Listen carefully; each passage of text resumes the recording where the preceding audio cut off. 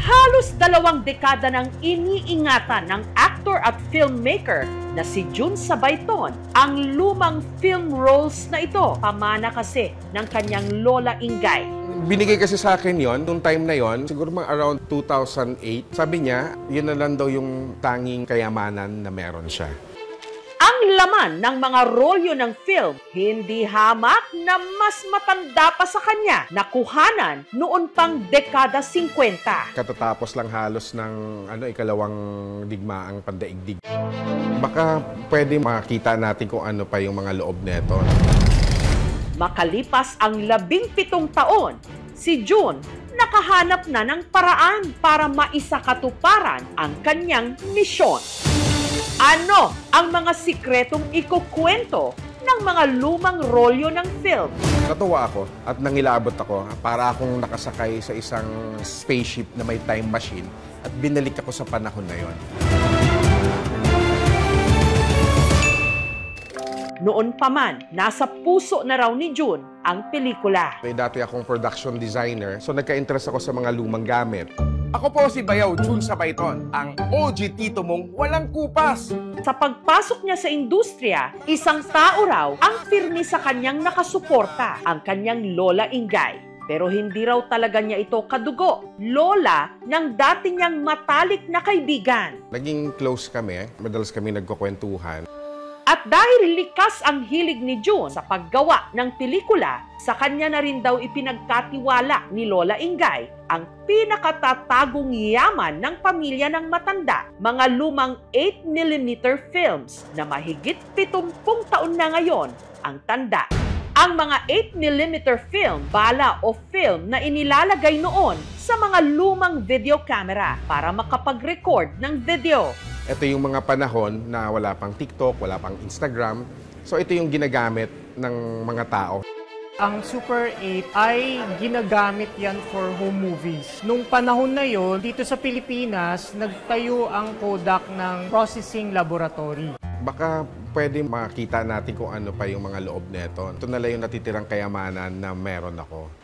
Pero hindi ito magiging madali. Para kasi maproseso ang mga imaheng nakuhanan sa video, kailangan muna itong isalang sa film projector na compatible sa 8mm format. May kaibigan ako na mahilig sa 16mm at 8mm. Nilapitan ko, sira na yung kanyang 8mm.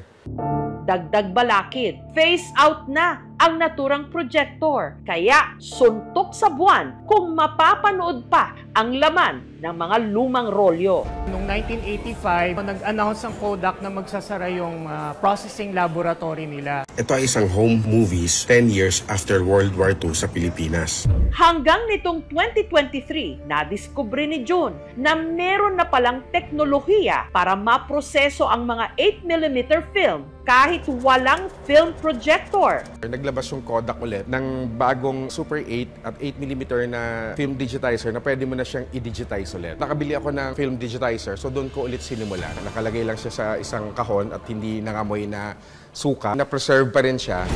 Ang lumang film rolls agad isinalang ni Jun sa digitizer. Sinama ko na rin yung parang alikabok. Kahit yung mga silverfish, sige, digitize natin yan. Hanggang sa si Jun, parang nag-time travel sa dekada 50. Natuwa ako at nangilabot ako para akong nakasakay sa isang spaceship na may time machine at binalik ako sa panahon na yon. Sa mga naiintriga dyan kung ano ang nakuhanan, heto, ipapakita na ni Jun. Nakuhanan dito ang Manila Bay na nung panahong yon, malinis pang napagsuswimingan.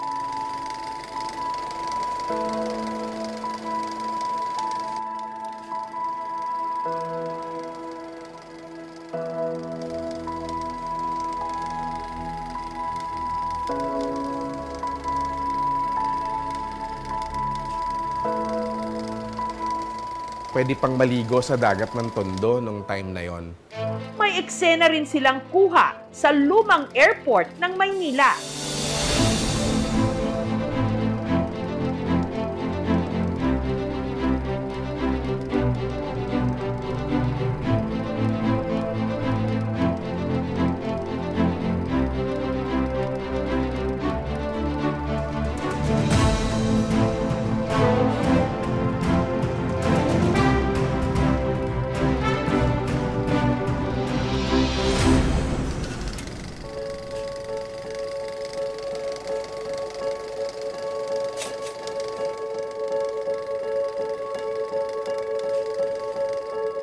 Ang video namang ito, nakuha taong 1956, kuha sa isang resort sa Pansol, Laguna, taon kung kailan nag-outing ang pamilya ni Lola Ingay.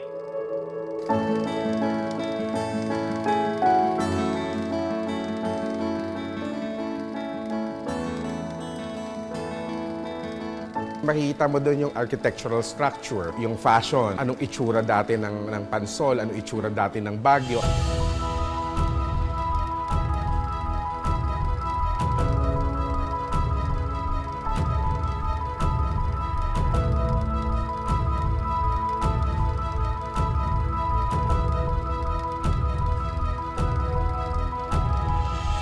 Ano itsura ng Antipolo.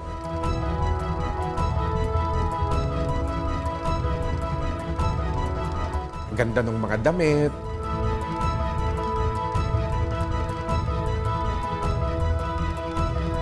Ang ganda ng paligid. Parang binalik ako sa panahon na yun. No? Pero ang nagpakilabot kay June nung nasilip niya ang kanyang Lola Ingay nung bata pa ito. Nariyang dumalo sa isang prosesyon sa Antipolo. Si Lola Ingay po. Aktibo sila. Makikita mo yung mga religious groups. No? So, nagmimisa, nagpoprosesyon. Pakiramdam ni June, kasama rin siya sa mga nakiparty sa birthday ng kanyang Lola Ingay. Napaka-interesting nung nakita ko siya, nangilabot ako. Pero si June nanghihinayang. Ang tao kasing pinakagusto niyang makapanood sana ng mga na-restore niyang video, si Lola Ingay.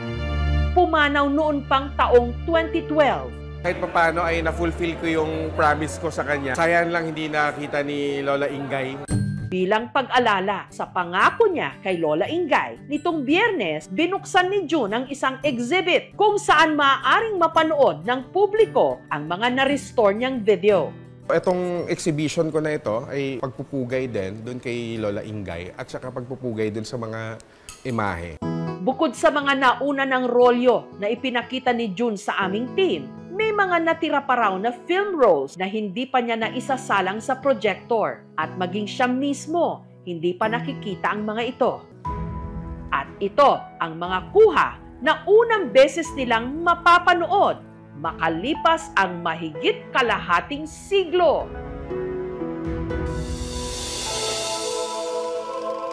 Kuha ng isang religious procession na ginanap sa baba ng bundok. Makikita rin sa footage ang mga madre at isang pare habang nagdaraos ng misa sa tuktok ng isang bundok. Mula 2008, no, masaya ako na ipakita nitong archive na to, no, nasa publiko. Kahit ako, naiiyak ako sa footage na ang ganda no? Meron palang ganong isang bahagi ng lipunan natin.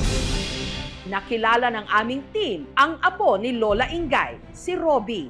Bata ako, naalala ko may cabinet kami sa bahay na puro films lang yan. Nakastock na lang siya dun eh. From time to time, piniplay namin yun eh. Meron sa bahay projector, tapos tatapat lang namin sa wall yun, then manonood kami. 80s pa ako huli nakapanood na itong film na to eh. As in, bata pa talaga.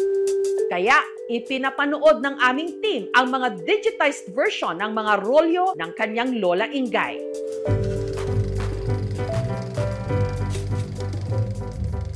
Sir, may nakikilala ba kayo din sa mga tao? Yung isa kilala ko. Sino po? Yung kapatid ni Lola Ingay. Yung mga baby, hindi ko alam kung sino sa mga tita ko or mommy ko, hindi ko sure.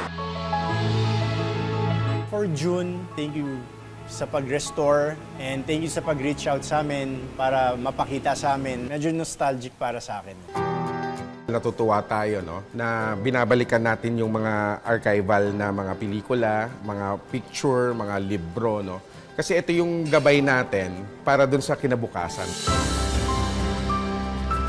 Kung wala kasing mag-aalaga sa ating mga alaala, mawawala rin yung ugat ng ating mga kwento. Mahalaga ito, importante ito, para malaman natin kung saan tayo nanggaling. Sa panahong instant na lang ang pagkuha ng litrato at video, nakamamangha pa ring balikan ang mga sandaling nakunan sa lente ng kahapon. Maaring hindi singlinaw ng kuha ngayon, pero ang emosyon, halakhak at mga alaalang dala nito, wala pa rin kupas sa paglipas ng panahon dahil sa bawat lumang pelikula at larawan, immortal na naka-imprenta ang mga kwento't alaala ng ating nakaraan. Salamat po.